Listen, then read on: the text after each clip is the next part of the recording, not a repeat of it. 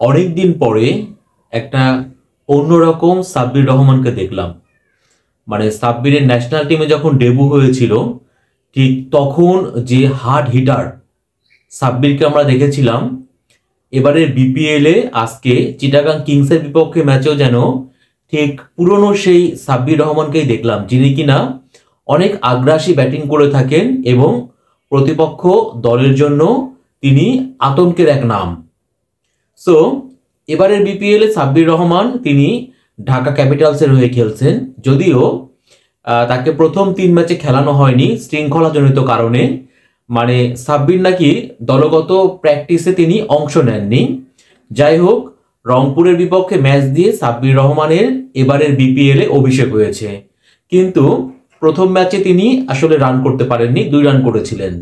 But আজকে ঢাকার যে পঞ্চম ম্যাচটা ছিল, এই পঞ্চম ম্যাচে আমরা দেখলাম সেই বিধ্বংসী সাব্বির রহমানকে।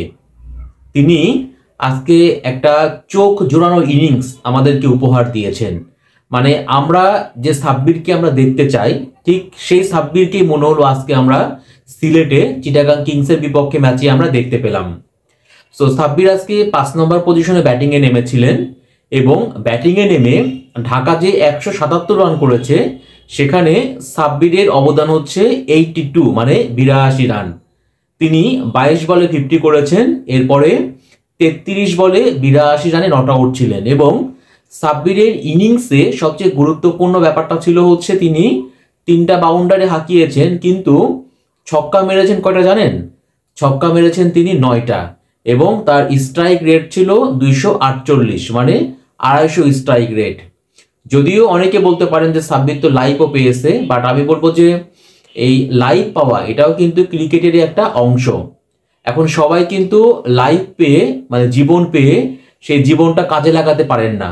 সাব্বির আজকে লাইভ পেয়েছেন, তিনি সেই সুযোগটা কাজে লাগিয়েছেন এবং তিনি খুবই বিধ্বংসী একটা ইনিংস খেলেছেন। যদিও আসলে সাব্বির রান করলে পারে কি হবে, মানে আরেকজনও রান করেছেন তামিমও 50 করেছেন, বাট তামিমের স্ট্রাইক রেটটা ছিল খুবই দুর্বল, মাত্র 112 স্ট্রাইক রেটে তানজিদ তামিম ব্যাটিং করেছেন। আর জেসন রয় তিনি তো আজকেও রান করতে পারেননি। এছাড়া আজকে লিটন দাস তাকে একাদশ থেকে বিশ্রাম দেওয়া হয়েছে, আদতে তাকে বাদ দেওয়া হয়েছে।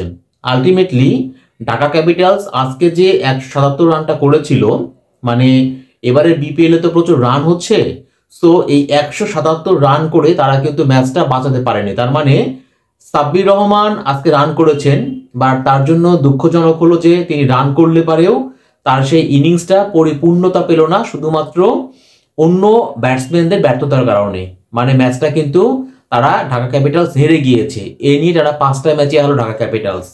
তো যাই হোক, ঢাকা ক্যাপিটালস তো হারের বৃত্তে আছে, এই দলটাকে চিত্রনায়ক শাকিব খান নামলে পারেও জয়ের মুখ দেখাতে পারবে না। বাট আমি বলবো যে সাব্বিরের কাছে, মানে সাব্বির তো এক প্রকার ন্যাশনাল টিম থেকে হারিয়ে গিয়েছেন, অনেকদিন তিনি ন্যাশনাল টিমের বাহিরে আছেন, তিনি চান্স পান না।